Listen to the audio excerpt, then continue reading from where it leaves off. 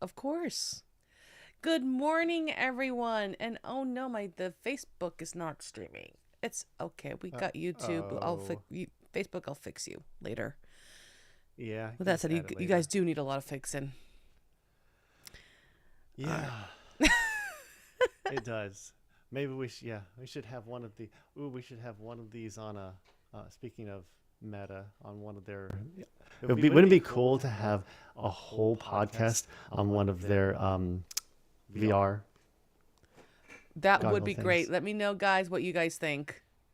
Yeah. Should we do that? And then after that, Rosita and I have giant headaches and go, wait, no, we shouldn't have done Well, funny enough that you brought that up because VR and AR is going to be a massive theme this year that I've been finding out with the that. local districts in Orange Oh, cool. County.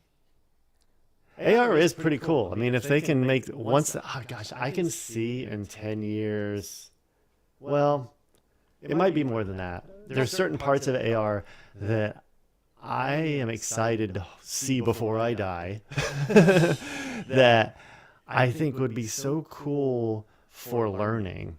Like one of the things that like Meta advertises this, they're like, you can see dinosaurs and touch them. I'm like, no, it's not that far. You can It see is them not and that far.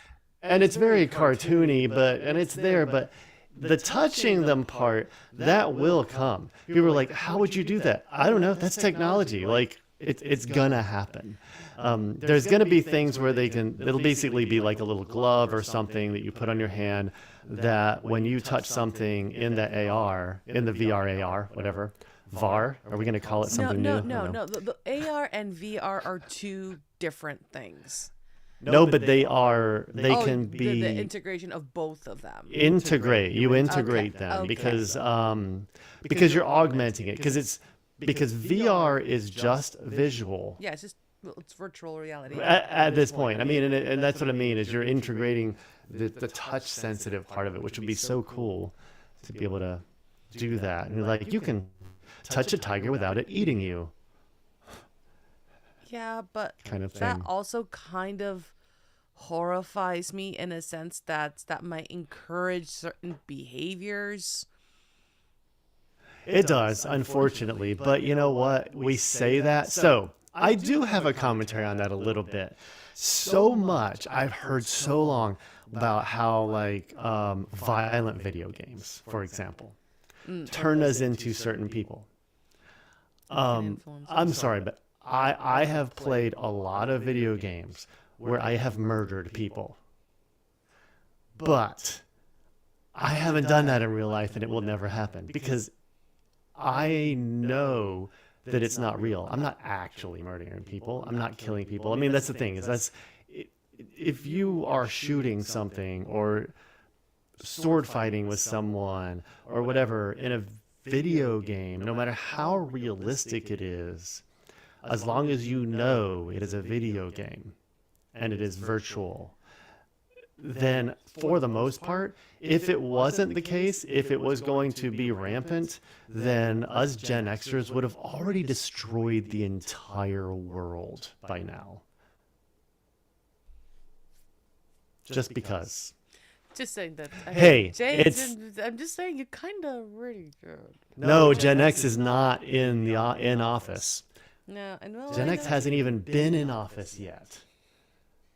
People think Gen X is like old people. No, that's baby boomers. Baby boomers and greatest generation.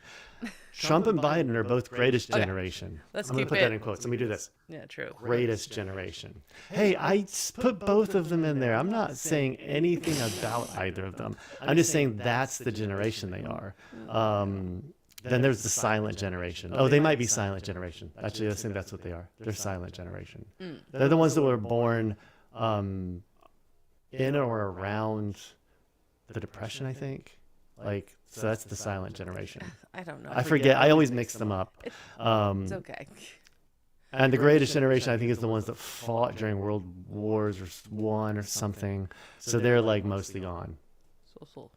So yeah, Gen Xers, we basically like just sit back and it's just how it is. It's not we haven't been in charge of anything, unfortunately. All right. Well, welcome everyone to EdTech Yeah. Cafe. Um, Yeah. and basically, our whole podcast is about just empowering like educators, teachers, tutors, all alike. Just really just to teach you guys and help you guys keep on the trends of the future of learning, especially with the possibility of the integration of VR and sorry, the AR and VR. Um, Yeah. and but we also go just beyond, the like the gadgets and the tools that, you know, that can amplify our teaching and learning. We go from like teacher training, classroom strategies, to entrepreneurship for educators. I mean, both of us have been in education for a long while, and we have our own online businesses and our own online educational businesses. Yes. So And we know what I, we're yeah, talking and yeah, and thinking about all this stuff, like I know that that's one reason I like to bring up this subject every so often, and probably more often than other subjects, is I know that there are a lot of people who are scared of the future of whatever the job market might be. And I always encourage people to look at it in this way. Now, I understand that, like, of course, if you are a coder and you're not into AI, there's a good chance you might need a new job. I mean, I'm just going to be bluntly honest, because that's the way it's going to go. But that said, historically, so many things have happened where you've had people saying, this Henry Ford is going to make it so nobody has a job. Well, that didn't happen. Yeah, people got laid off, but there were still other jobs. There were always other jobs. And it wasn't necessary. And here's the funny thing is sometimes these tech innovations make it so people overall make more money. Sometimes they make less money. It doesn't really affect us as much in the job market as we think it's going to. I admit that in 10 years, are half of my students going to need me? I don't know, because I really don't know what's going to happen technologically in 10 years, but I know that I'll adapt to it, And because I that's the know I thing that can. educators have to do is adapt. And that's why we have to embrace the technology at a certain level, depending Yeah. on, what you teach. And yes, your personal preferences, but please keep an open mind, as not all learners are the same. So Yeah. applying technology can help you. And understandably, technology can be intimidating, or daunting, and you're like, oh crap, there's another thing that I need to learn and have that learning curve. Yeah, yeah, but that's life, right? We're always going to It give is. something that and where we have to learn something new and incorporate it in our lives. If we don't, then we are in trouble. Yeah. I mean, and I'll say that there's things now that, I mean, I kind of just laugh at it because I read a lot of like news articles on like tech stuff or whatever. And what I thought was very interesting is I can find where it's obviously AI written. And I've found that unfortunately, most major news outlets articles, I mean like newspaper type, like online newspaper types, most, and I want to say nearly 100% are AI written now, even though there's a person behind it. And I can tell there's certain tells still that I can tell without even like using something to tell me if it's AI written. And that will get better because it's kind of like what people are doing is they're having the AI write it, but they're also having the AI edit it. Bad idea. And Yes. Yes. Use like really bad idea. Grammarly still. When you have like the AI stuff, and use you, Use yourself. use And if you're yourself. and if you're writing for the New York Times, please for God's sake use a human editor. And if you see that editor look at your 5-page article and go, yeah, everything's good. 5 seconds later, go to another editor because they obviously didn't read it. Or 5 minutes later, they didn't read it that fast and tell you where the mistakes were. Editing, it does take a chunk of time, unless if it's that perfect, then yes, Yeah. it can. Yeah. You can tell, but it does take time to edit because it's not just Yeah. the grammar. It's not just about the punctuations, but it's also about the nuance, the tone of your writing. But we are actually today we're going to be talking about some trending technologies that are really defining the future of not just education but also higher education, starting with the big one. Yeah. Phil, you touched on it already. Is it ChatGPT? It's AI. Yes, AI and machine learning. Yeah, not ChatGPT, not OpenAI specifically. Yeah, but But AI as a yes. whole, all machine learning, so Gemini and all the all the similar platforms. So, and we've been talking a lot about AI because it is so new. There's constant things that are being updated, and here's honestly the key takeaways that AI is used in education by teachers, by educators. One, it streamlines tasks for educators, which includes grading, also assessment development. Two, personalizing learning experiences. You can add the feedback that you're getting from the parents or from the kid, and you're tailoring those lesson plans to your students or clients' individual need. Now, whenever we refer to Yeah. students in classroom, please know we're not just specifically talking about kids.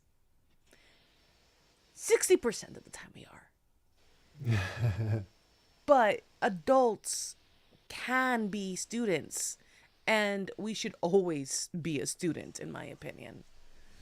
Yeah. I had a thought on AI and I lost it for a second there. So that's how these things go in brains, human brains.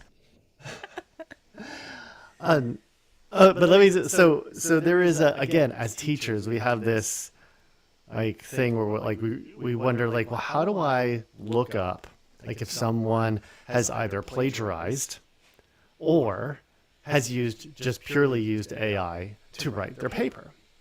There are at least half a dozen to a dozen different sites that have, and I think Grammarly has added one too. I think they even have one. I mean, that's not the major one. I know there's a major one that universities use, and I forgot what it's called. I was just trying to look it up. The universities and colleges use, where you basically just put the paper in there, and it will tell you this is this percentage plagiarized or AI, and it can be. And now the hard part there's even a thing where I think what happens is it's just undetectable AI.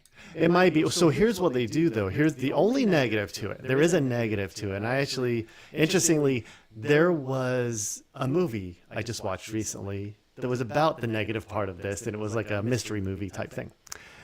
That what happens is when you write a paper, it gets uploaded into that system.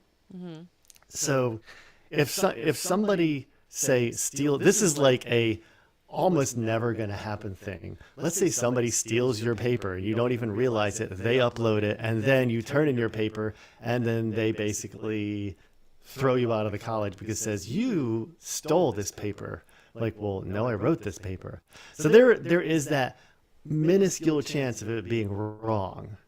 But it does a really good job because of that. Because whenever you write something, it immediately gets uploaded. So if somebody 3 years down the road writes the exact same paper as you, it's very unlikely that they did that by themselves and didn't like just rip your paper off. So it's pretty cool. It's fast too, and it just tells you right off. Scary fast. Yeah. It is scary.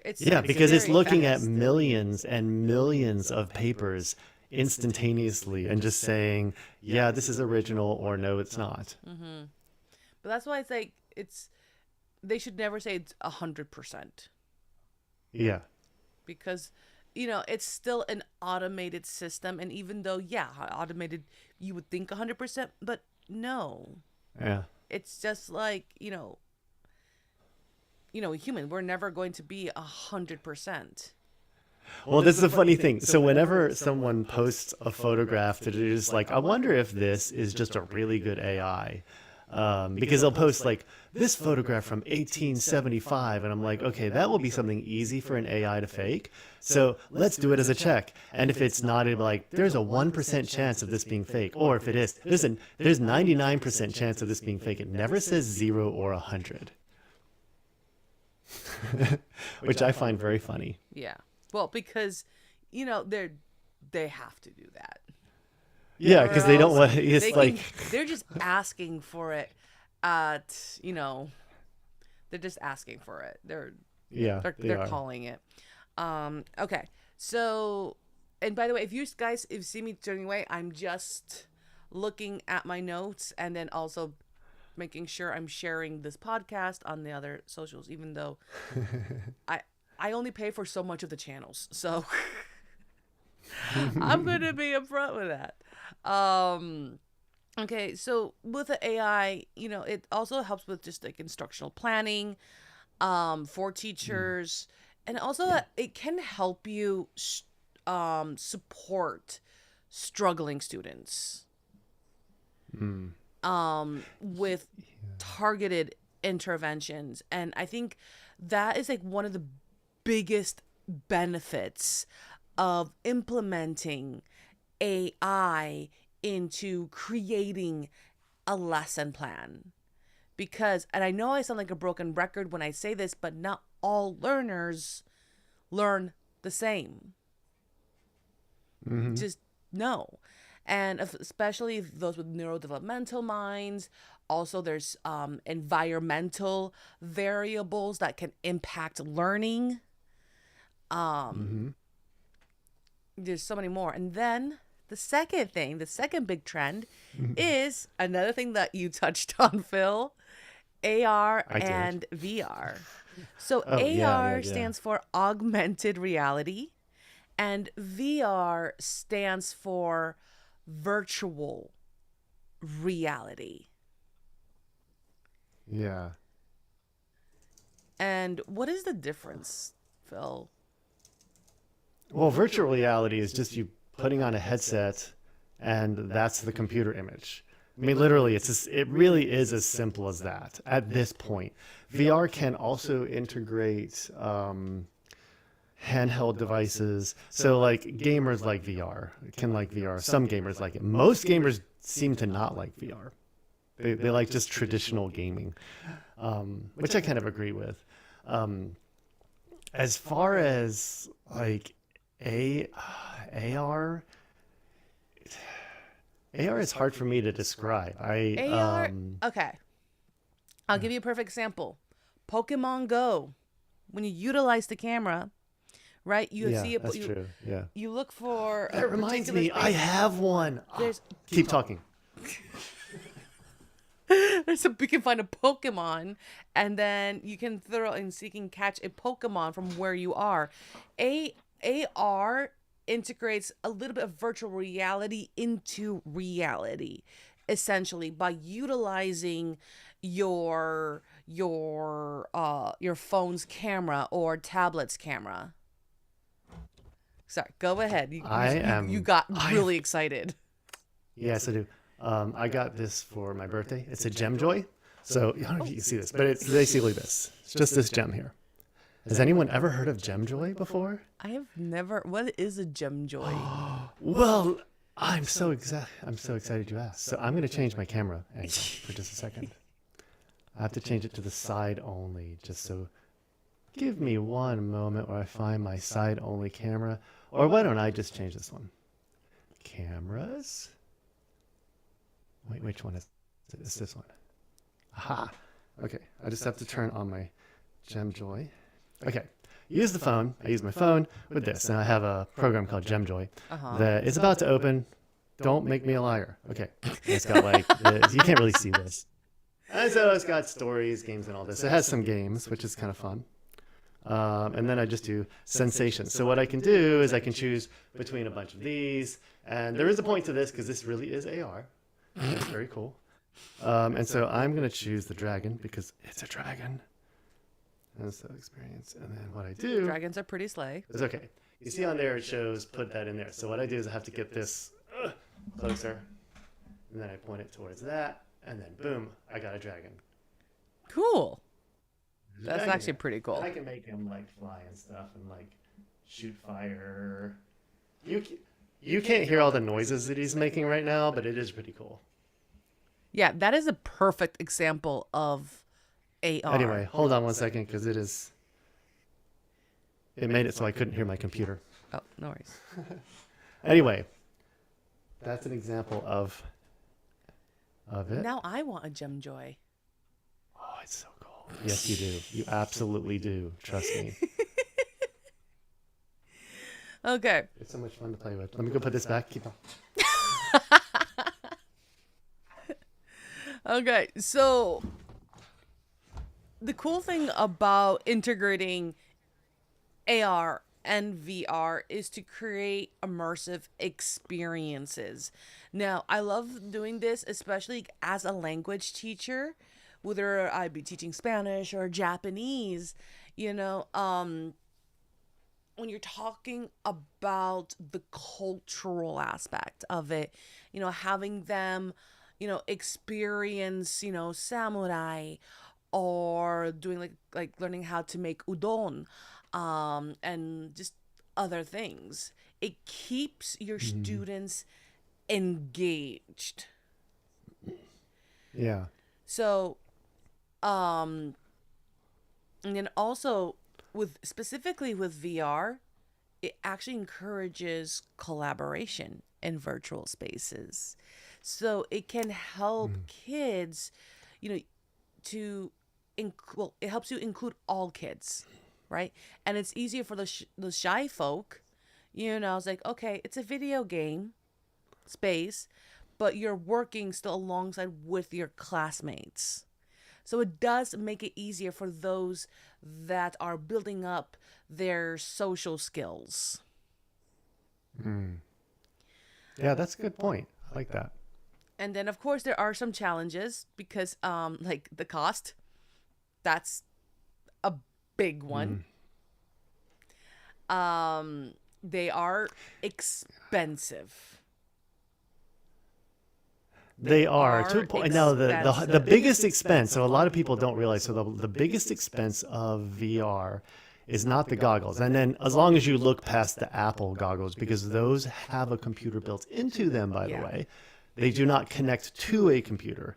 So that's why they're like outrageously expensive. Yeah, so they're like $3,000. So yeah, the Meta ones, like the ones that other companies make, maybe cost a few $100s, but they don't do anything except they're basically a glorified monitor that goes over your head. Yeah. And it has to connect to a computer via a USB-C cable. Wait, do you say via? Yes. Or via, however you want to say it. Sorry, I've never heard anyone say via. I just find that like Yay! I'm not trying to like. I'm gonna say via now. But Via. I think both pronunciations are correct, but I should look that up later. I don't know. I'm going to say it's correct, whether it is or not. Okay. I've heard it used both ways. Really? So I just always assume both ways are right, and I like Via. Oh, okay. I don't know. Um, If I find out it's wrong, I'll never say it again. But it's all right. no, I'm curious. I'm gonna look that It up. happens. It happens. Okay, we have to look it up now. Let's see. How to pronounce Via. Dun, da, da, da. Ooh, American versus British? Oh, that's boring. Oh, oh. Ooh, the interwebs. Google says it's Via, so it has to be right because it never makes mistakes. Um, Well, you know what? I've been saying via, so I'm just gonna I'm going to continue to say that. yeah, I don't really care. I No. wouldn't have even thought anything of it. Let me know, It's guys. I have a feeling both ways are correct, actually. I have a feeling they are. It So, might be like a yes. dialect thing. Let How me did know. I use the, oh yeah, via a USB-C cable. So that is how they connect, by the way. And one of the negatives there for a classroom is you can't have everybody put a headset on at the same time and everybody have like a powerful enough computer. Because I'm sorry, the iPads that they give kids are not going to power a VR system. Even the best iPad that will exist in the next 10 years will barely be able to like power a VR system. It will eventually, but you actually do need a fairly powerful computer It depends to do on it. the type of VR system that you get. That is true. If you want it to be like realistic enough, like the more realistic the video gets, The more the harder it is. power So it's going to need. So that's why it's going to need right, so a it depends computer on the software, not the headset. It's not the headset itself. It's the software you're using. So the more realistic that software is, the better your computer needs to be. Mostly, or more important, the better the graphics card in the computer has to be. So you can't just have like built-in onboard graphics. It's just not going to be able to handle it. So that's the expensive part. And that is why the new Apple VRs are so expensive. I don't even know what the cost is. I think I blanked out when I looked at it and then forgot. like nope. No, but I was there just are like, cheaper. wow, that's a lot of money. There are indeed cheaper VR sets, and these are typically ones that can, go alongside like with your phone, with an iPad, where they are indeed a Yeah. couple of $100s. Still, again, pricey. Um, but they do exist. It's not going to be, the ones like the Meta ones or the Apple ones. And I forgot there was another one that was popular. I can't think of the Yeah. brand name right now. I couldn't either. Well, it's the one that Meta makes. Theirs is the popular one. Well, there's I always another one forget the outside the real Meta name. one. Okay. Yeah, I just can't think of it right now. But yeah, so we discussed AI, AR, and VR as like the biggest trends that will be coming up in 2025, even though we have been already utilizing them the past couple of years, but it's really going to explode. Then number 3, Yeah. learning analytics. So how this is going to apply in education, right? We need to wait, hold the phone. Where's my thing? There we go.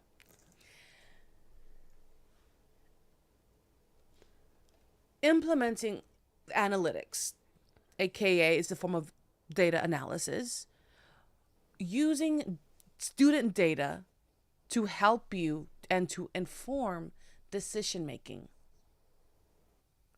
This will also, by using these analytics, is going to help you identify at-risk students, and it will offer you like timely interventions. So like, okay, if you notice some questionable behaviors, right?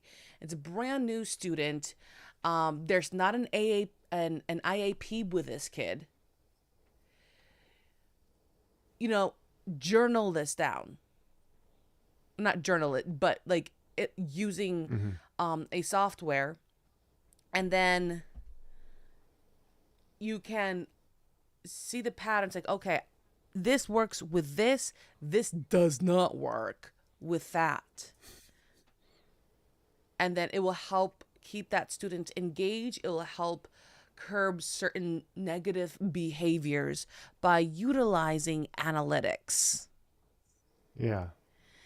And there are many learning platforms that will help you um, journal. Sorry, I can't think of a better term here. Journal Yeah. Yeah. That's those fine. Good. behaviors. Mm-hmm. Now, the It. thing is with using certain platforms that helps you with learning analytics is that Mm-hmm. it's going to require data protection and also transparency. So that's something that you guys have to consider. Sorry, Phil, go for it. Yeah. Oh, it's all right. No, I was thinking as a private teacher myself because I don't do group lessons anymore at all. I've considered getting back into it. I just really haven't had the time actually to even consider it at the moment. Because I mean, every time I think I'm not getting enough students, I get more students. I'm still teaching a lot of hours every week, and I find that as a private teacher, I still can utilize some of that stuff. I don't do as much as a classroom teacher would need to do. And even in some systems in public schools, I think there are some systems already in place to help public school teachers. I believe, because I No, know they public are. school teachers and I've Absolutely. heard of this. You have to like apply for something, you get this something, and then you get, I don't know, you get help with, with things with the analytics. You can do some of it, just you don't, like if you're in my situation, you may not even need a software program. You may be able to say, hey, this student for some reason does this really well, and just realize that, hey, this teaching technique that I usually use may not work with this student. And try to figure out, even like maybe going, if they're a child, talking with the parents saying, do you notice any other areas where this part of learning is an issue, or is there a way that he or she seems to learn better and some ways that they don't seem to learn very well? I mean, you can get a very good idea from that one child or one person just by talking it out to them and figuring it out, what might work. Like, for example, I have a student that I'm going to have use, what is that language learning software? Uh, Duolingo? Duolingo, thank you. Babbel? Like, my brain's like, no, Duolingo. Okay. That I'm not a big fan of. And the music side of it isn't really very good. But I've had a couple students where they have a lot of trouble with something like that might seem simple to a lot of people, like just remembering where middle C is. And if someone say has trouble on a keyboard remembering like one specific note from week to week, it doesn't mean that they have a learning disability.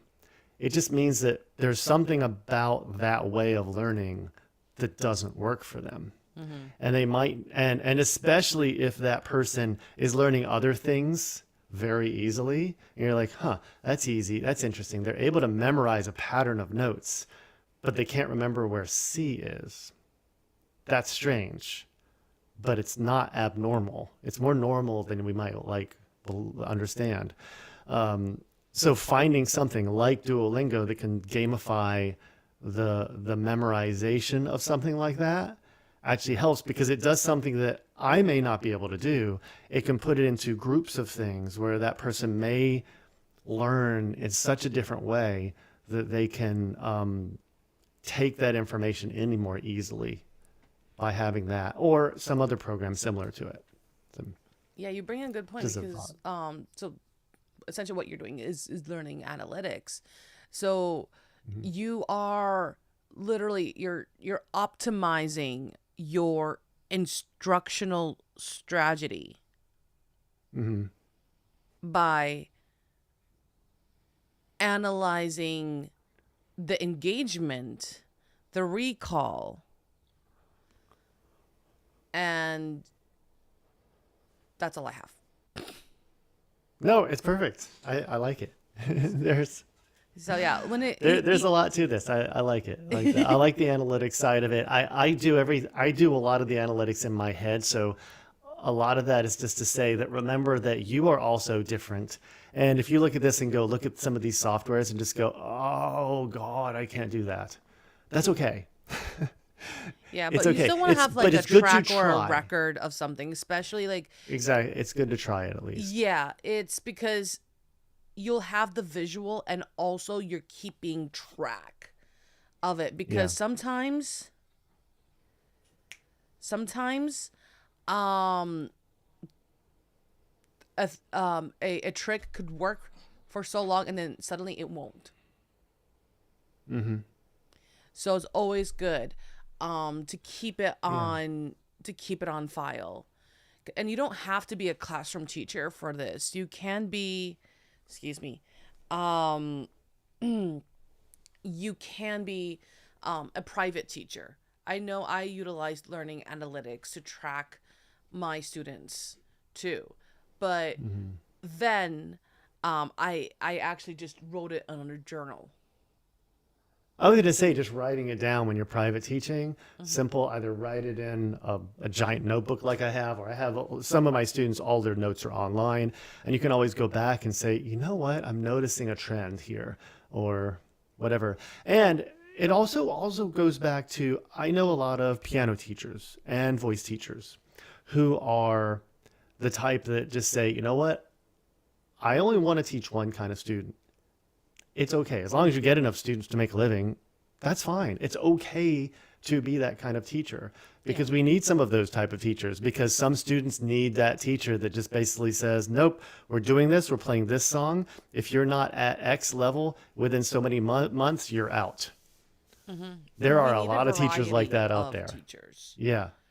And Yeah, again, still there's a keeping ton an of open teachers mind, that do that, but but we need the rest of us that actually will accept, whatever, and it's okay, yeah, yeah, but still push you. absolutely.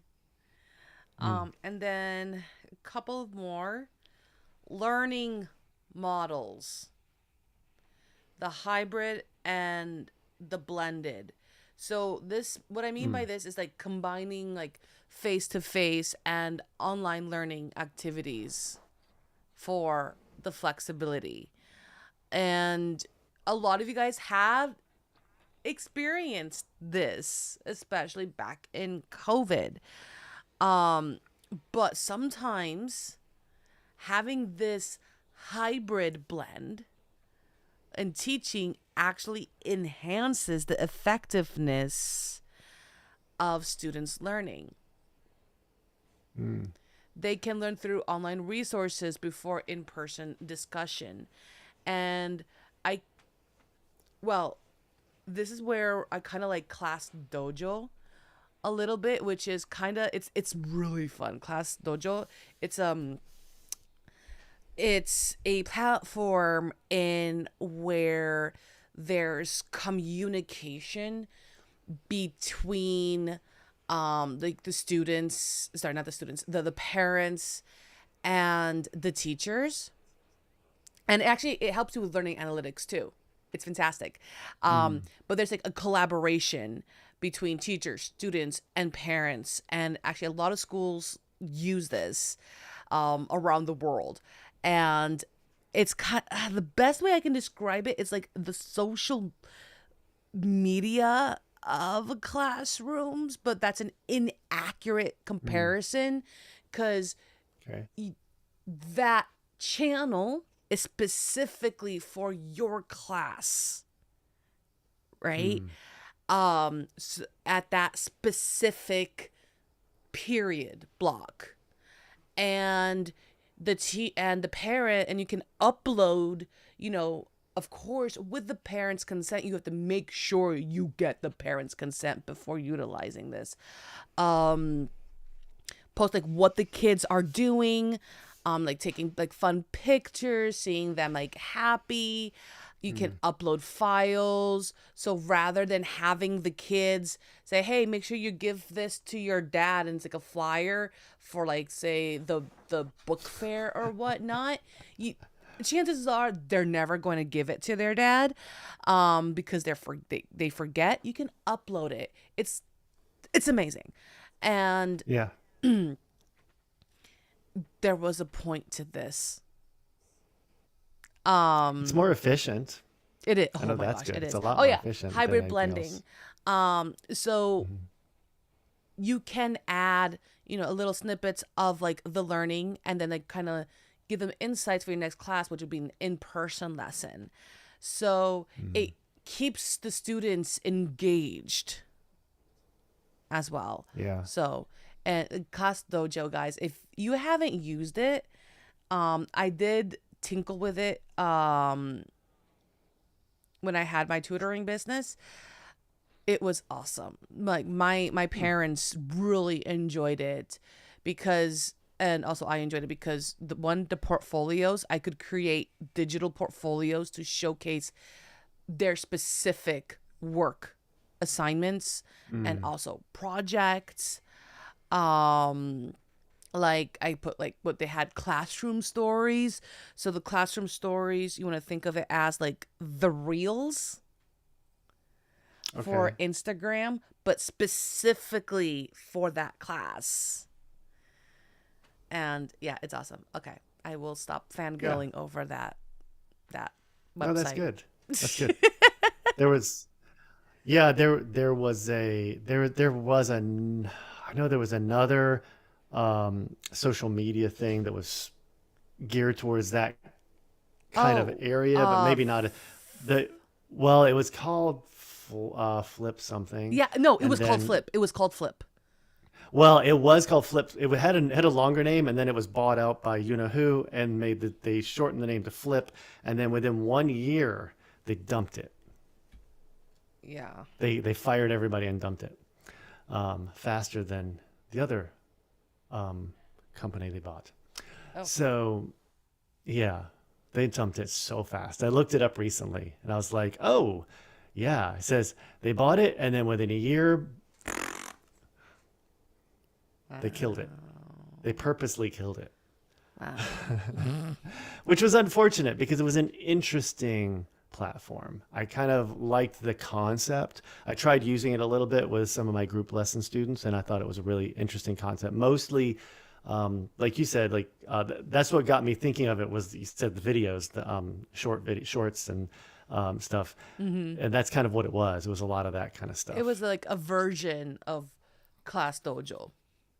Yeah. Yeah. It's this, yes, a very simplified version of, like, it didn't do as much, anywhere near as much. But I think that's really cool. Like, stuff that does that can be super helpful. Like, if you need, I wonder if, like, if you need a signature from from a student's parent, if it could even You do do. that, or if, You absolutely do. So you send an email, like an invite. Well, first, what I did is I would tell them about it alongside an email, and then I would send a link of the Class Dojo so they can yeah, review like their policies and their safety guidelines and such. So and they're very, like, blanket on that when I that's used cool. to Yeah. incorporate it. But it just got too much for me to upload and Yeah, of stuff like that. I'm course. like, okay, I can't do this anymore. No puedo. Yeah, it can be a lot of work. Now, that's the only other thing is stuff like that can be a lot of work. It can save some work, but it can also add some work. So you have to just gauge it for what is best for you. Anything that's like that. Again, people that are private teachers that just teach individuals like me, it's probably not super useful, but look at it anyway. You never know what you might be able to get out of something like that. And it's a free program, I believe. So Yeah, Class I Dojo. don't, yeah. Yeah, yeah. There's a free version of it. Yeah. Yeah, so that's always good. Free is always good. As far as like organizational tools that I like as a musician, I use My Music Staff, and the other one that, oh gosh, I'm just drawing a total, like it was in my head and I was gonna say it. It's like a very short word. I will remember it later because it's not coming up. There are a lot of them, and fawns. That's it. Fawns. That's one of like the major ones. I really like both of those programs. I chose my music staff quite a few years ago, just based on cost. I'm going to be blunt and honest. No, a lot of people It's are now like 50. that. Yeah, it's right now it's like $15 a month, and I think Fonz was 30. So I mean it's not that big of a deal if you're teaching enough students, and Fonz does have more usability and a little bit more user friendly, I think, from people that have used it, absolutely love it, and they would never go away from it.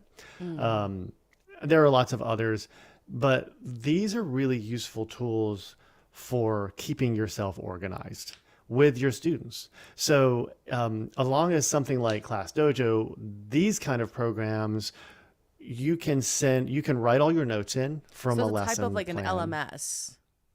Yeah, so you're right. So what I do is like I can the ones that I type the notes in, I type all my notes, I say that they attended class, and then if I want the notes to go to them or their parents, and I can have it do both, I just put a check mark by their names, and boom, as soon as I hit done, it's immediately emails their notes from that day, from the notes that I took for their lesson. So I Mm. know they're getting their notes every single time as long as I do that. So they can't say, well, I didn't know what to practice, whatever. No, they're still probably Um, going to say that. yeah. Yeah. You can even have it. Now, nobody uses it that I teach. I'm going to be honest. There's a practice log. Now, I'll remember when I was growing up, I loved checking off the practice log. That Mm-hmm. was exciting to me to go, I practiced 15 minutes today. I practiced 20 minutes today. Like I liked doing that. I don't know. Today, I think maybe people just think differently. They don't really care as much about that. I just thought that was a lot of fun. It does have that. It has a lot of those kind of additions for music teachers, and I'm sure there's software out there specific to language teachers, English teachers, math teachers, science teachers, all that that will do something very similar. So looking for Um, something like that's very specific, genre specific or whatever, not genre specific, but there's oh my gosh, what's it called? What's it called? There is one. Um, hmm. Oh, the I other can't big think of one for it. musicians is Opus One. I remember I see it on the list. Oh, I remember you were talking That about one is Opus One. Yeah. expensive. I looked at the price and I said, oh, no. It was more than Fonz. And I was just like, but I mean, the reviews are just like, it changes your life. I was like, I doubt it. It does. It makes me pay more money, but it might be that good. It really might be that good. So it is something to look into. Like if you are running a music tutoring business and you have teachers teaching under you, something like Opus One might be even better. It might be more robust. All of these programs, like there's a lot of people that use My Music Staff that have music studios with teachers under them, and the thing is I do see a lot of complaints like, oh my gosh, I forgot. How do we do this? Or this started happening and I can't figure it out. But the thing is they still like using it because it still does organize the studio, and Mm-hmm. it makes their lives very easy, compared to the old pen and paper version. Yeah. There's a what was it? I just learned about this recently. Uh, it kind of goes to, well, they have minor incorporate integrations of like LMS, but um it's more so of, you know what? Never mind. Never mind. It's okay. Whoops. Well, we'll find it later. We'll Yeah, talk we'll about it find in it later for another sure. podcast. But another one, not on the LMS sense, but of a cool tool for students, even for adults. So, well, okay, no, I lied. More for kids, for like hands-on STEM learning is Tinker Hmm. Card. Okay. So, Interesting. What Tinkercard is, it's an online platform designed for like 3D models, coding projects, Oh, electronics. Tinkercad. Sorry, Tinkercad. Tinkercad. Yeah, not Tinkercard. Tinkercad. Yeah. It's an And engineering term. it's fantastic for visual learners, especially for those that want to like explore design or to explore engineering. And then of course there's Scratch. I mean, everyone knows Scratch, Cool. I think. You know, and it's something like this leads, if somebody really likes something like Tinkercad, I am not an engineer. My dad is, though, and he went from mechanical engineering when he retired to woodworking after he retired. And he uses programs like CAD-like programs for his woodworking. Mm. And it's like you don't do everything by hand anymore. You do a lot of stuff, and you still have to know what you're doing and be good at it. But, you know, it increases safety in woodworking. He's only cut pieces of fingers off like a lot less times in the last 10 years uh, because of Well, that's good technology. to hear. Just like terrifying. Oh my goodness. But yeah, there's programs where you can get equipment now, very expensive equipment, but you can get equipment where you send the program the design or like the art you want or design you want cut out into the program, and it Mhm. just turns on and it just goes bzzz and cuts out the design into the wood, and it's like so cool to watch it do that. Yeah, it's and so much safer. Yeah, and it's just so It's so much fun to safer. watch. It's like that's just neat that it can do that kind of thing. The things that can be designed. Hmm. Anyway, just as a side thought, you know, if you have a kid that is like really into sciencey stuff, having them learn a kid friendly CAD program, that's exciting that that exists. Yeah, it's it definitely makes when utilizing that when utilizing these tools that are out there, it really can impact on it can have a huge impact on your students. Again, Yeah, again, not just limited to kids. I'm also talking to your adult students as well, and yeah, utilizing some of these things. Guys, teaching doesn't have to be hard. All right, chances are that you're probably making it harder than what it needs to be if you know the fundamentals of teaching. yeah. And something I say, like, oh, and I have 3 minutes left, but I want to say No something worries. really quick. This Yes. I find really important to myself because I need to do this more. Is whenever we think when we get stuck into using a program, because I just thought about this. I'm like, I've been using MMS for how many years now? Like every now and then, go into Google, do a Google search, say programs similar to whatever you're using, or programs Mm-hmm. that do whatever, and look at what is available because there might be something new out there.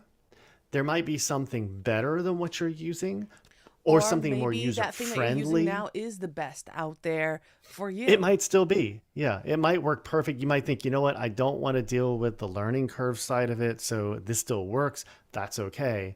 But just know that there could be something better. It might be cheaper, it might be more expensive, Mm-hmm. but we're looking at what will improve your life in some way, To be not more just what effective. am I used to kind of thing. Yeah, the whole what am I used to is not the best approach. Yeah. It's like, well, I'm used to only eating bacon for all three of my meals every day. Say, well, maybe you'll want to rethink that so you live past 40. Or I only like pizza. It's like maybe branch out a little. You know, it's like the same idea as Yeah. anything. Like just try to branch out a little bit and you might surprise yourself. Mm-hmm. Yeah. Absolutely. Um, All right. So we are going to start heading out. yeah. Yes. Yeah. Let And I us know hope if you the guys have any oh, and I hope the questions. fires are doing okay over there. Oh That my hope I gosh, know a that. lot of the evacuations have been lifted. Oh, good, because I know that We are there were no people longer after the in fact. we're no longer Gosh, in it the was getting. warning. Like Okay, it's good. white, it's not red, according to I'm doing Yeah, the visuals based on the Watch Duty app. Um, Eaton Fire is 55% contained. good. Palisades, it's still burning. It's only 22%, but Well, it's significant improvement though. and as long as the people who, after the fire was going, I know people in California, they were telling me, yeah, and we've got arsons over here that are keeping the fires going. I'm like, what is wrong with people? Oh, don't ask yourself that question. You're just going to go into a very bad Oh my loophole. God.